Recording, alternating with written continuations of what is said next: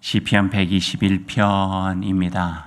우리가 잘 알고 익숙한 시편의 말씀입니다. 별명도 있어요. 순례자의 노래, 여행자의 시편이라고 하는 제목도 담겨 있습니다. 실질적으로 사람들이 집을 떠나거나 또 이스라엘 백성들이 여행을 갈 때 그 마음에 하나님께서 우리와 함께 해주시길 바라면서 늘 읊조리고 또 노래했던 시편이 오늘 121편 시편입니다. 어떤 신학자가 말하기는요, 이 시편의 유래를 이스라엘 백성들이 포로 바빌론에서 이제 포로의 생활을 마치고 이스라엘 예루살렘으로 돌아올 때 그들이 부른 노래였다. 그래서 순례자의 시편이라고 하는 그런 이름까지 붙어져 있습니다. 8절 비교적 짧은 시편인데요. 121편은 묻고 답하는 대화식으로 되어져 있습니다. 그리고 3절 이후에는요, 여행하는 동안에 어떤 위기와 어려움이 있어도 하나님께서는 우리를 늘 보호해주신다 하는 약속의 말씀을 고백하듯이 노래하는 내용이 3절에서부터 8절 말씀까지 담겨져 있습니다. 1절 말씀 보시죠. 같이 읽어봐요. 내가 산을 향하여 눈을 들이라 나의 도움이 어디서 올꼬. 내가 산을 향하여 눈을 들리라. 여기서 산은요, 좀 은유적인 부분이 있어요. 이스라엘 백성은 하나님을 만나 뵙는 곳이 산이라 하셨어요. 모세도 산으로 부르셨죠. 아브라함도 산에 올라가서 하나님을 만났고요. 그래서 그들이 갖고 있는 산에 대한 의미는 하나님을 뵙는 곳이에요.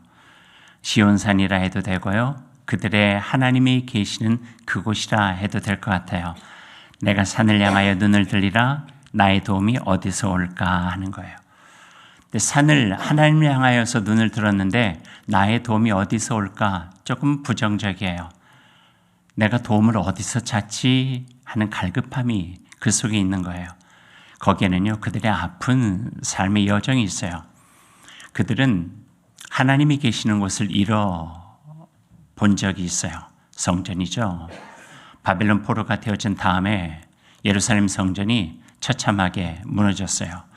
그들에게 가지고 있었던 고대 이스라엘의 신앙의 개념 속에서 하나님은 성전에 계셨어요. 그래서 하나님을 만나기 위해서는 성전을 향해서 갔죠. 근데 성전이 무너졌으니 하나님의 부재인 거예요. 하나님께서 계시지 않는 세상을 우리가 어떻게 살아갈까?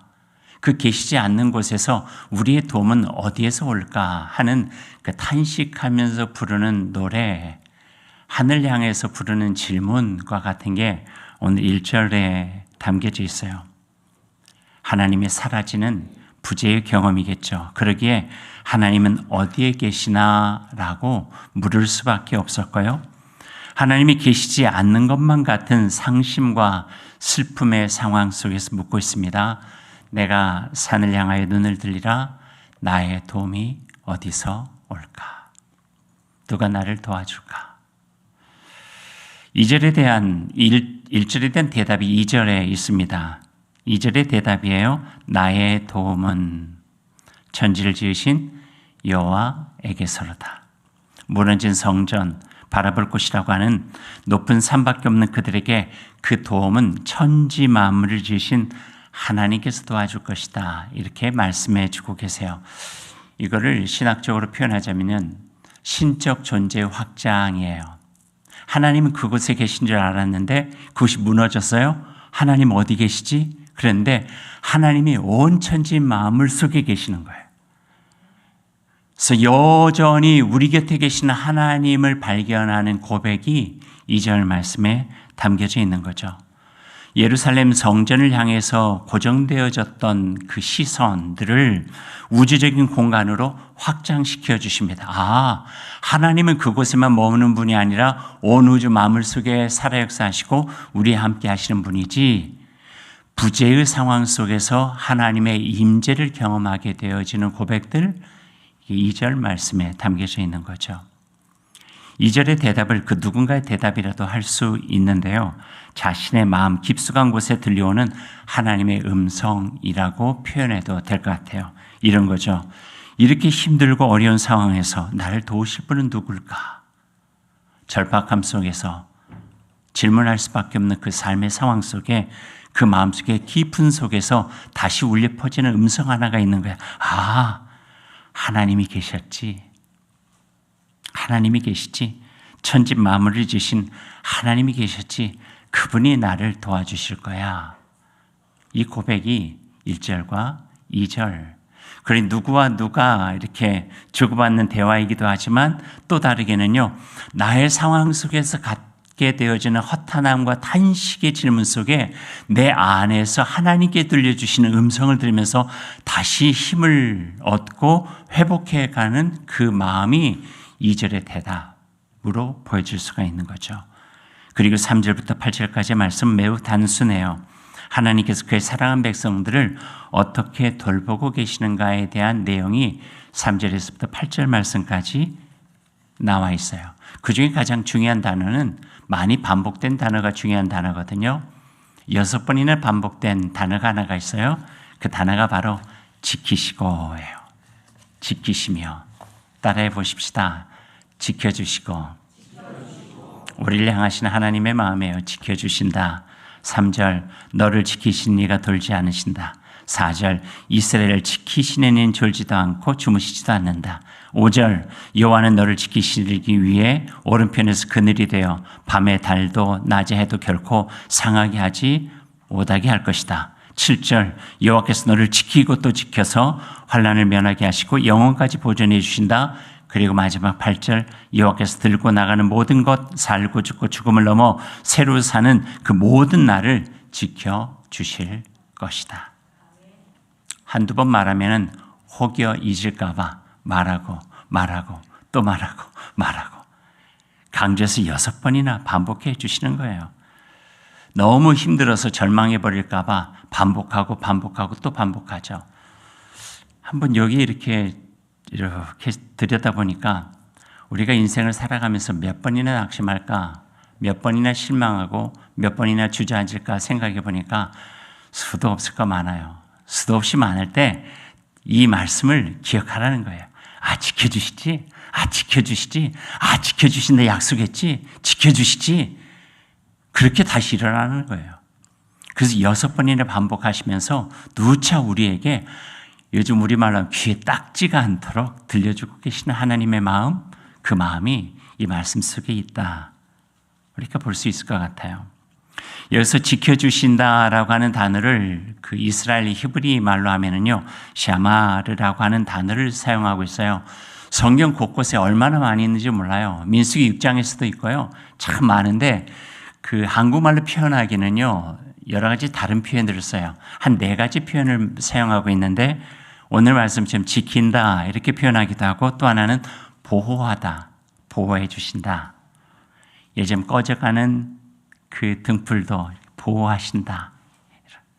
그리고 주의 깊게 살펴주신다 하는 거예요.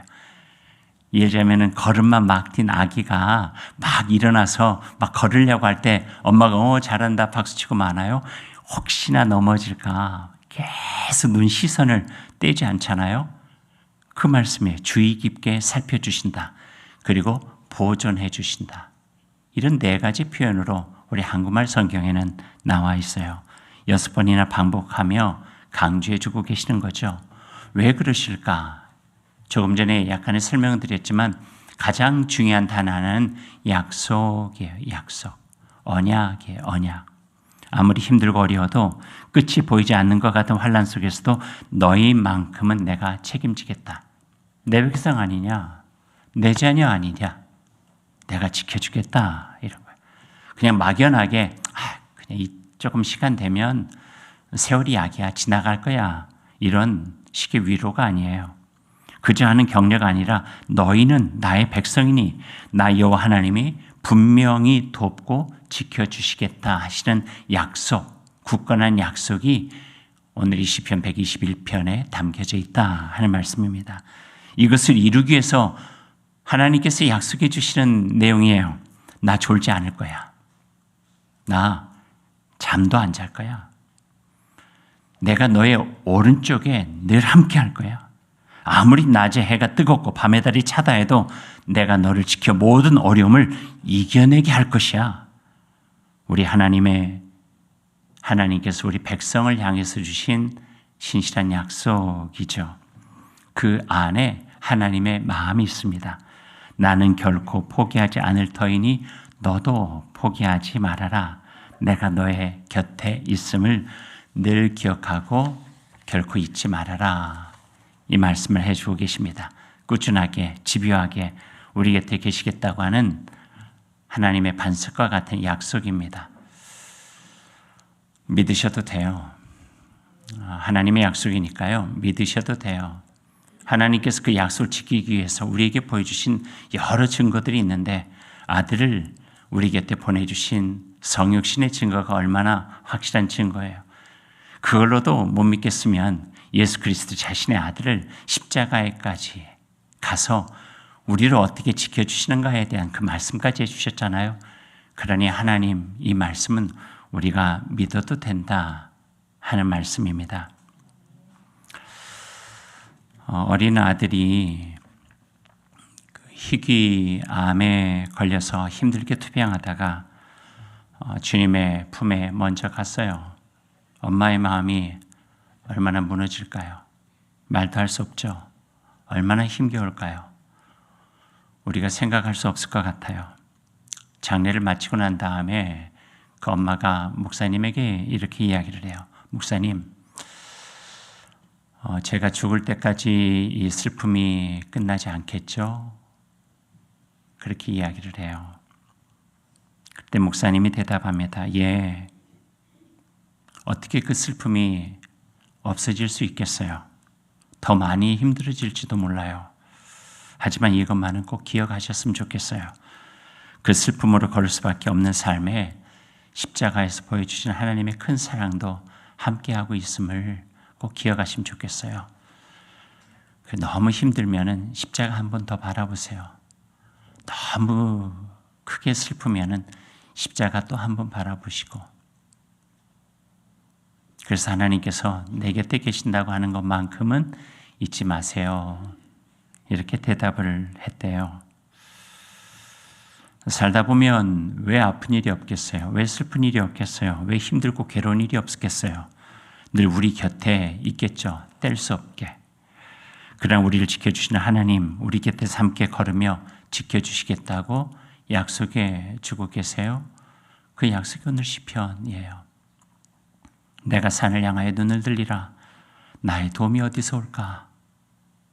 하나님의 부재 속에 탄식하는 그 물음에 나의 도움은 천지를 지으신 여호와 하나님에게서로다. 그렇게 고백하고 있습니다. 3절부터는 우리를 지켜주시는 하나님의 모습에 대해서 보여주시는데요. 함께 읽어보죠. 한 절씩 저와 여러분 교독하면 좋겠어요. 제가 3절, 여러분 4절 이렇게 읽어가죠. 여호와께서 너를 실족하지 아니하게 하시며 너를 지키신 이가 졸지 아니하시리로다. 이스라엘을 지키시는 이는 졸지도 아니하시고 주무시지도 아니하시리로다. 여호와는 너를 지키시는 이시라. 여호와께서 내 오른쪽에서 내 그늘이 되시나니 낮의 해가 너를 상하게 하지 아니하며 밤의 달도 너를 해치지 아니하리로다. 여호와께서 너를 지켜 모든 환난을 면하게 하시며 또 너의 영혼을 지키시리로다. 여호와께서 너의 출입을 지금부터 영원까지 지키시리로다. 아멘. 이 말씀을 한 단어로 요약하자면 신실한 사랑이에요. 하나님께서 그 백성을 향하여 보여주시는 것, 신실한 사랑, 하나님의 사랑의 신실성이라 표현할 수 있겠죠. 어떤 의미일까요? 신실한 사랑, 헤세드, 하나님의 헤세드예요. 월터 브루그만이라고 하는 구약학자는 이걸 이렇게 풀어서 설명하고 있어요. 결코 떼어놓을 수 없는 끈끈한 사랑이라 하는 거예요. 만약에 절벽에서 발 허디에서 떨어지는 아이가 있을 때 엄마 아빠가 그 손을 잡았어요. 꽉! 자기의 힘에 조금이라도 남아있는 한 그 손을 놓지 않을 거예요. 월터 브루그만 박사님이 표현하고 있는 하나님의 사랑이에요. 놓지 않는다는 거예요. 끝까지 내가 잡고 있겠다는 거예요. 그 하나님의 사랑을 믿으라는 거죠. 그 하나님의 사랑을 믿으라는 거예요. 변함없는 사랑으로 우리 함께 하시는 하나님에 대한 고백입니다. 예레미야 선지자의 말로 표현하면요, 은혜로 채워진 황량한 광야, 이렇게 표현할 수 있어요. 광야 황량하잖아요. 거기에 하늘에서 빗줄기가 내려와서 황량한 광야에 하나님의 은총으로 그를 감싸 보호해 주신다. 이게 신실한 사랑의 예레미야 선지자식 표현이에요. 우리가 힘들고 어려우면 홀로 있는 것처럼, 홀로 남겨진 것처럼 느낄 때, 외롭고 괴로울 때, 낙심될 때, 절망할 때, 너무 힘들 때 하나님의 사랑의 빛이 우리에게 비춰져 황량한 광야 상황이지만 우리를 안아주시는 포근한 하나님을 경험할 수 있게 해주신다. 이렇게 말씀해 주고 계시는 거죠. 이게 시편 121편입니다. 오늘 설교 제목이 순례자의 노래예요. 설교 제목을 순례자로 잡으니까요, 지금은 우리 곁에 계시지 않지만 우리와 함께 신앙생활 하셨던 권사님 한 분이 생각나요. 왜 이 순례자라고 하는 단어만 떠오르면 그 권사님이 이렇게 생각이 나는지 모르겠어요. 누군지 아시죠? 예. 제가 2008년도에 우리 교회 부임했어요. 부임할 때 인사 이렇게 나는데 그 권사님이 저의 손을 잡더니 자기를 소개하시는 거예요. 권사님이 소개하면서 뭐라고 하냐, 목사님 제 이름이 순례예요. 순례. 근데 이 님을 향한 순례인데 제 성이 임씨예요. 임순례.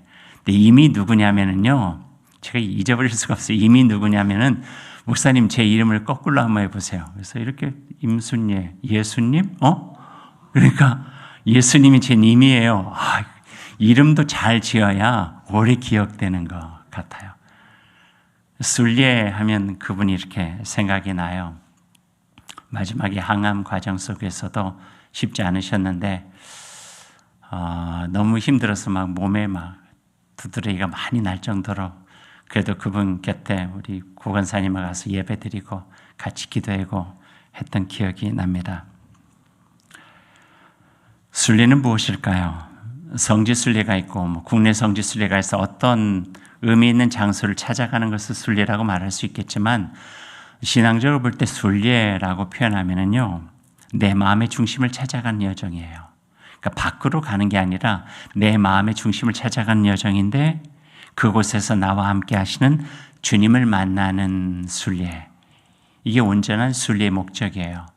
내 안에 내 마음을 찾아가 그곳에 계신 하나님을 만나기 위해서 때로는 이스라엘도 가기도 하고 팔레스타인, 때로는 바울 사도가 걸었던 터키를 가기도 하고, 너무 멀면은 양림동 선교 미역이 있는 동산에 올라가 보기도 하고, 또 어제처럼 그 신앙의 헌신을 가지고 살아가시던 문정경 전도사님이나 또는 여수 애양원이나 또는 곳곳에 있는 신앙의 유적지를 찾아가게도 되는 거죠.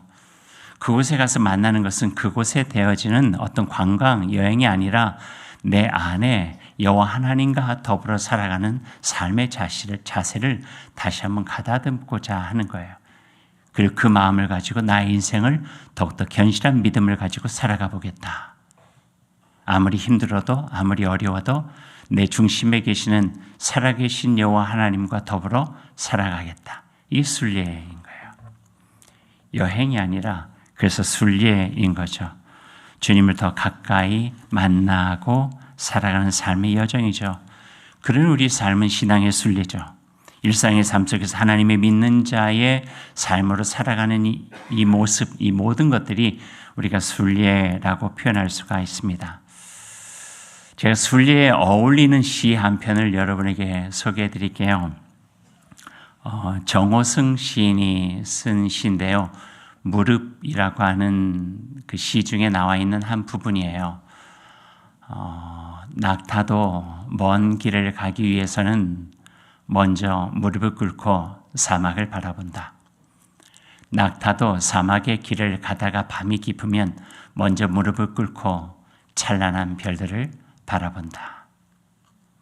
저는 이 구절이 우리 순례의 여정에 이렇게 격려해 주시는 그 말씀 같아요. 해석이 필요 없죠. 무릎을 꿇는다, 오만하지 않게 겸손하고 겸허하게. 사막을 바라본다, 밤이 깊으면 찬란한 하늘의 별들을 바라본다. 광야 같은 인생의 길을 걷고 있지만 하나님의 은총을 사모하고 주님께 주시는 말씀의 지혜를 가지고 한 걸음 한 걸음 광야와 같은 인생의 여정을 하나님과 더불어 살아가는 삶의 모습이 이 속에 담겨 있다 여겨지게 됩니다. 순례입니다. 그 삶에서 하나님의 돌보심을 구하며 부른 노래가 순례자의 노래, 오늘 시편 121편과 같은 순교자의 노래입니다. 광야 같은 인생길을 걷는 지혜요, 은혜를 사모하며 걷는 믿음입니다. 지혜와 믿음으로 천천히 일어나 한 걸음 한 걸음 걸어가는 믿음의 여정, 순례요. 우리가 지금 믿음을 가지고 살아가는 삶의 여정입니다. 우리가 걷는 세상, 때로 광야 같은 인생이라 할 수 있겠죠. 주님을 의지하고 하나님의 손을 붙잡고 살아간다면 우리의 인생은 오늘 말씀처럼 복될 것입니다. 여호와께서 너의 출입을 지금부터 영원까지 지키시리로다. 아멘. 이제 말씀을 맺겠습니다. 바라기는 여러분의 삶의 여정, 믿음으로 가는 순례의 여정이 하나님과 함께 하는 여정이 되고 복되고 행복하길 원합니다. 제가 좋아하는 찬양 하나를 여러분에게 소개해 드리려고요. 몇 번 소개해서 들으신 분들은 이 목사님 이거 좋아하지 뭐 이렇게 생각하실 수 있겠는데 가사가 너무 좋습니다. 제가 캐나다에서 목회 마무리하고 이임 예배 드릴 때 제가 찬양대에게 부탁했던 찬양이기도 한데, 앞으로 우리가 살아가는 삶의 여정을 하나님의 사랑에 대한 확신을 가지고 살아가는데 얼마나 참 귀할까 하는 생각이 찬양의 가사 속에 담겨져 있어요. 가사만 먼저 제가 읽어드릴게요. 참 좋으신 주님, 귀하신 나의 주, 늘 가까이 계시니 나 두려움 없네.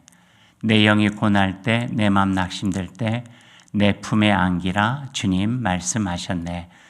광야 같은 세상 주만 의지하며 주의 인도하심 날 강건케 하시며 주의 사랑 안에서 살게 하소서. 주만 의지하리 영원토록. 앞에 가사 한번 더 띄워주세요. 제가 오늘 아침에 일찍 일어나서 연습 많이 했어요. 부르고 싶었어요. 여러분도 아시면 같이 따라 부르셔도 좋을 텐데 너무 연습을 열심히 해가지고 목이 쇠어요. 그래서 평소에 제 목소리가 아니라는 것을 감안하시고 여러분이 같이 찬양해 주시면은 이 또한 우리의 순례자의 노래가 되어서 시편 121편뿐만 아니라 이 찬양으로 우리 인생의 여정을 더욱더 하나님의 돌보심 가운데 살아갈 수 있으리라 믿습니다. 제가 찬양할게요. 같이 해주셔야 돼요. 참 좋으신 주님, 귀하신 나의 주, 늘 가까이 계시니 나 두려움 없네. 내 영이 고날 때, 내 맘 낙심될 때, 내 품에 안기라 주님 말씀하셨네.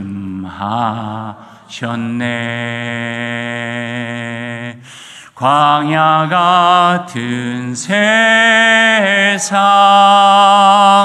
주만 의지하며 주의 인도하심 날 강건케 하시며 주의 사랑 안에서 살게 하소서. 주만 의지하리 영원토록.